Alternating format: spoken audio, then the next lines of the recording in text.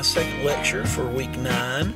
This one is on Edgar Allen Poe, and I want to begin with a little bit of discussion about Poe's biography. I'm not going to go through the details. I do want to talk just a little bit about sort of the myth of Poe versus the reality. You know, we do have a lot of the details of his life, and we do know a lot about sort of the myth-making process that went on after his death with his literary executor, Rufus Griswold. And we also know that there was some myth-making going on during his life, that Edgar Allan Poe really wanted to be an artist, and he really wanted people to think of him as an artist. And, you know, he had certain affectations. He wore a cape, he carried a cane, spoke in a certain way, he appeared in a certain way, and that certainly added to his mystique. The subjects that he wrote about, the themes that appeared in his works, all of these things added to his mystique, and they were part of who he was. And after his death, those things grew, and they became to be part of his fame.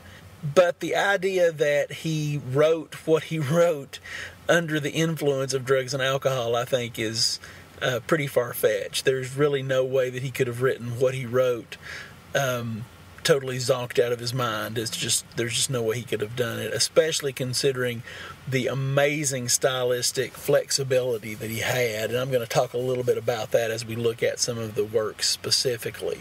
I do want to point out that his fame really grew after his death. I mean, he did have some fame during his life, specifically in response to The Raven. The Raven was a craze. I mean, when it came out in 1845, it was printed nationally.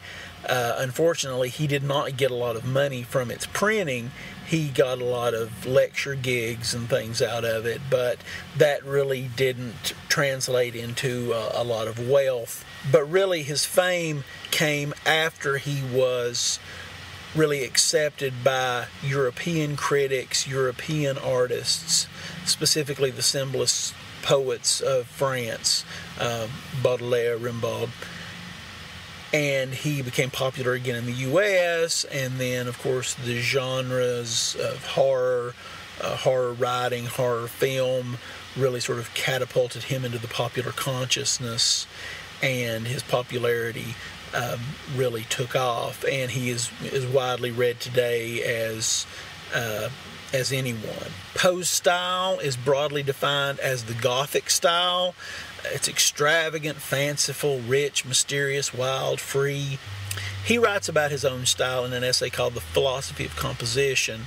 Specifically, he writes about the writing of The Raven and talks about how he attempts to achieve a particular effect in a work.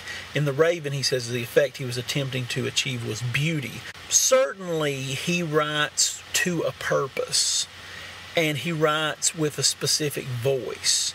And he does so with an artfulness. He does so with an incredible grasp of language and vocabulary. And he has a flexibility that I think is truly, truly amazing.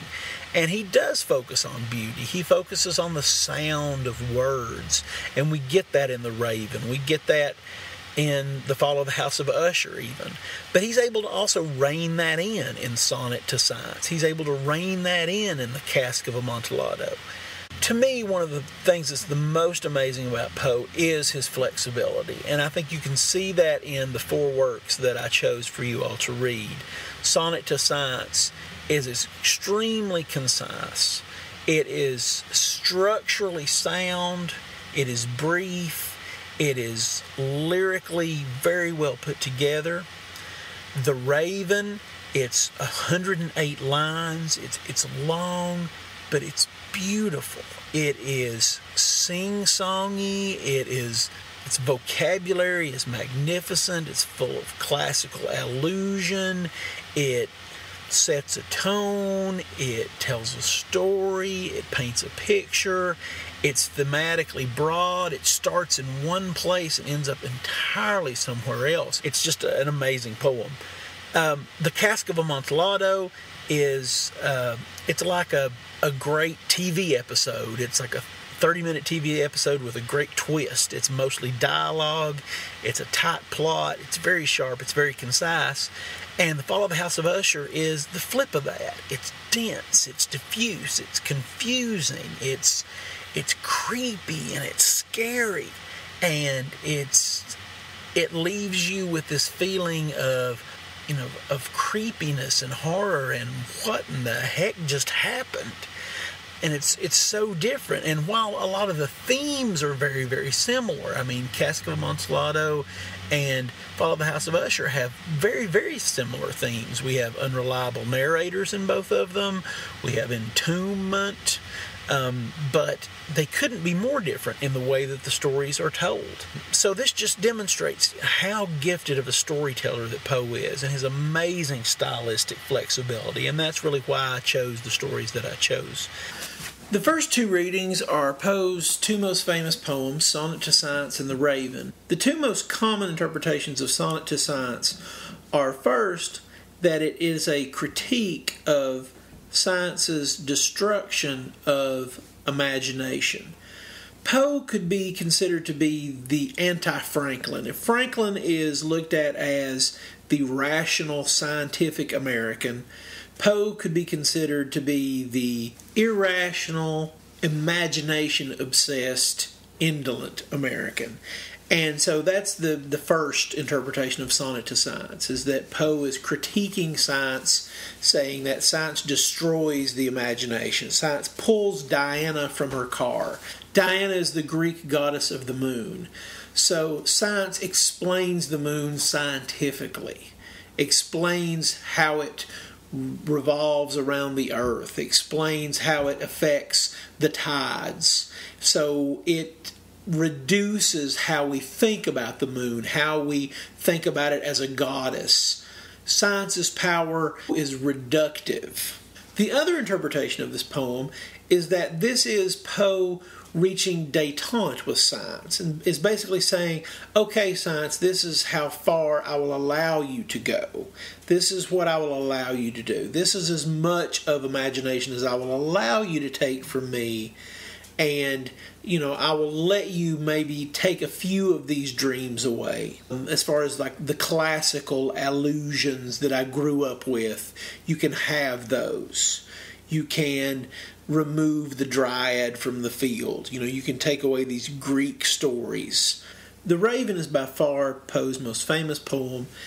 It demonstrates his mastery of alliteration, repetition, how he chooses language to build a particular effect, to build on sort of this creeping horror of the situation that the speaker finds himself in. There are some questions I would like you to seek answers to as you read the poem, to think about the speaker and who the speaker is, who is Lenore to the speaker, what has happened to Lenore. Think about the word nevermore. Why does the Raven use that particular word? What is the significance of that word? Why does it have the effect that it does upon the speaker? In many ways, Fall of the House of Usher is the ultimate Gothic horror story. First, there's the setting. It's a haunted house, if you will. The plot is one of suspense, psychological horror, mounting terror. The setting, a creepy house in a desolate landscape. In many ways, it's the most iconically Poe of all Poe stories. The narrator's description of Roderick is even sort of a self-portrait of Poe, with the pale skin and the bulbous eyes and the protruding forehead. The description of Roderick is really a description of Poe, if you will.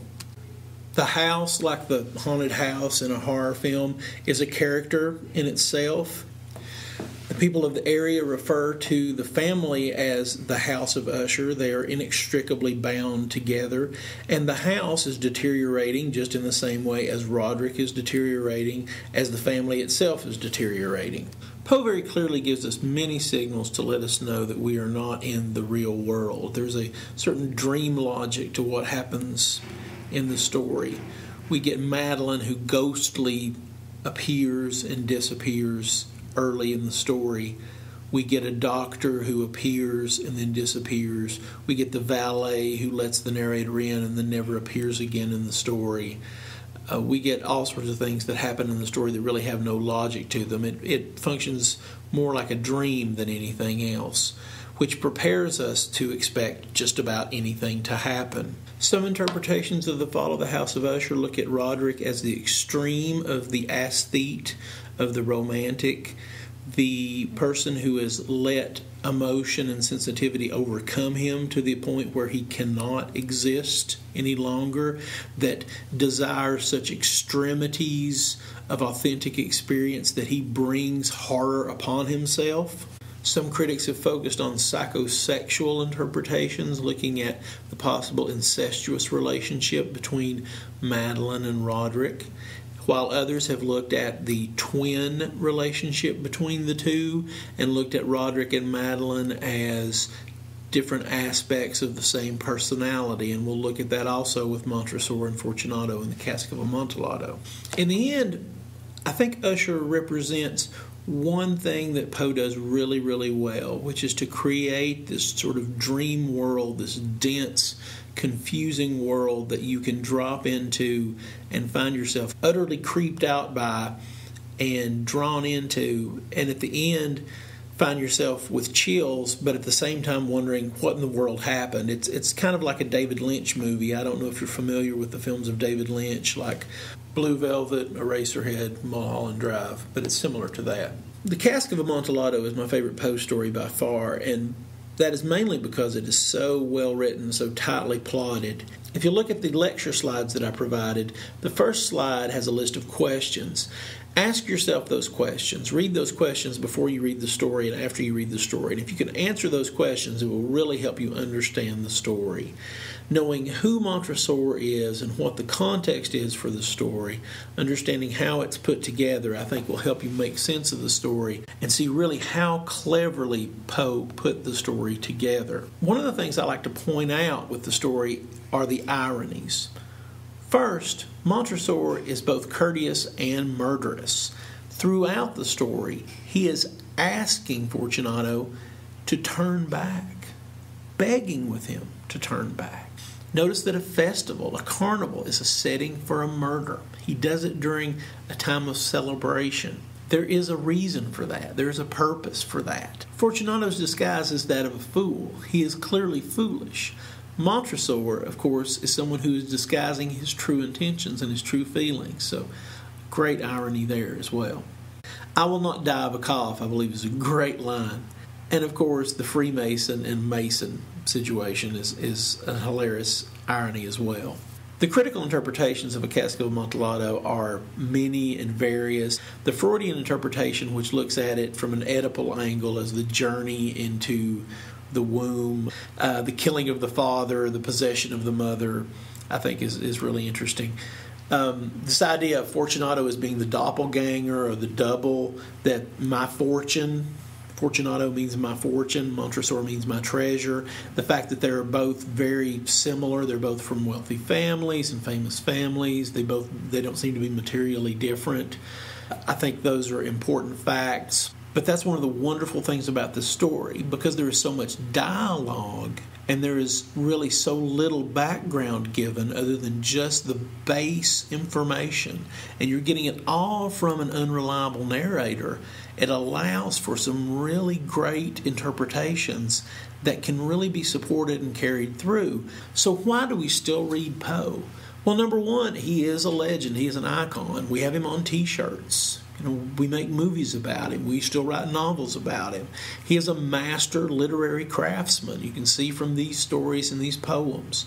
He's had a great influence on Southern literature, on the authors that you will read if you take American Lit too. William Faulkner, Flannery O'Connor, authors writing today like William Gay. He has a huge influence on genre literature such as horror, on film and popular culture. And still, we read him today. I hope you enjoyed your time with him.